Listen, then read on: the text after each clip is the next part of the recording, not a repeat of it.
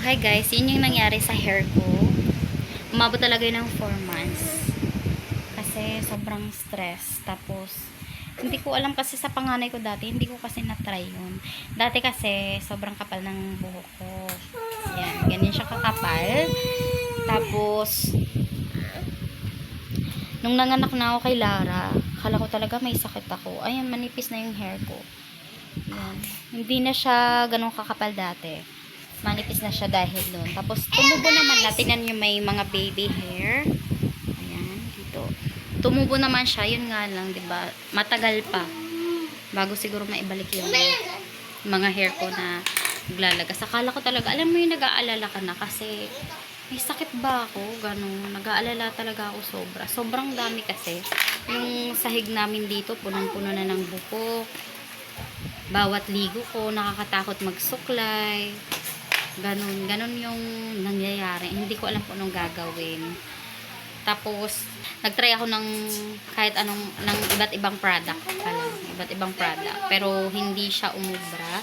Hanggang sa, trinay ko yung Pantene. Nakakatakot talaga. Kasi bawat ganun ko sa buhok ko, ayan, bawat ganun ko, ang dami, sobrang dami. Tapos, nitong nakaraan, bumalik siya. Ayan. So, ginagamit ko lang yung Pantene na hair fall control, kulay pink. Tapos yung Pantene naman na Pantene naman na with biotin.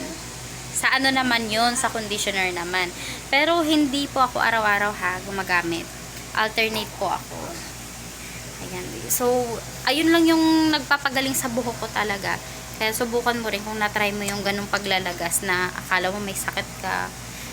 Sobrang nakakatakot nga. Tingnan mo, ang nipis na ng hair ko. Nipis na. Hindi na siya katulad dati na makapal. Makapal kasi buhok ko dati eh. Dito lang kasi yung... Ayan. So, manipis na siya. Ayan. Hindi na siya ganun kakapal. Pero thank you na lang. Thankful pa din dun sa product na yun. At thank you Lord. Nakakatakot yun. Akala ko may sakit ako. Hi! Oh. Paano iyak? Iyak mo na iyak. Iyak. Ulit. Marunong na ito magdrama eh.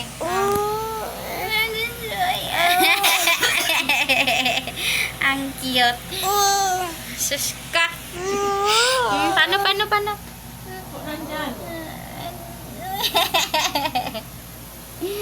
Malapit na yung birth nila, Lara ko. Nung nakaraan kasi, bumalik yung paglalagas. Nakita ko na naman yung pagganong ko. Ayan, ang dami na naman. Pero tingnan mo ngayon. So, wala na. Ayan. So, umukay na talaga siya. Yung kaibigan ko, hanggang 8 months daw yung sa kanya. Sobrang nipis na yung buhok niya. Kaya sinabi ko sa kanya, itry niya. Tapos yung pinsan ko naman, ganun din. Tapos yun din yung na-discover niya na Pantene daw yung gagamitin. So, maganda. Kaya try nyo rin kung na-try nyo yung sobrang paglalagas. Try nyo yung Pantene na pink, hair fall control, tapos Pantene with biotin. Ayun, yun yung ginagamit. At saka take note, wag po araw-araw gumagamit. Kasi papangit yung hair nyo, mamamatay po siya. Ayan. So, pagka hindi siya araw-araw, kung alternate lang, ayan, hindi siya mamamatay. Ayan, tingnan nyo.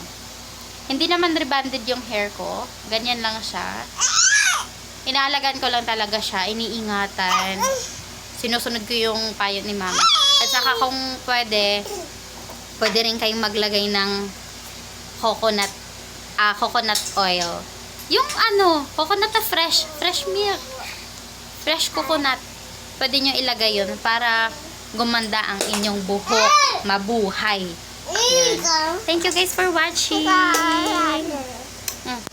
Hi, ito yung love namin. Hi Lara, bye.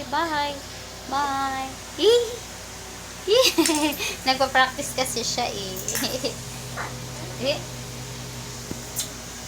Please like and subscribe.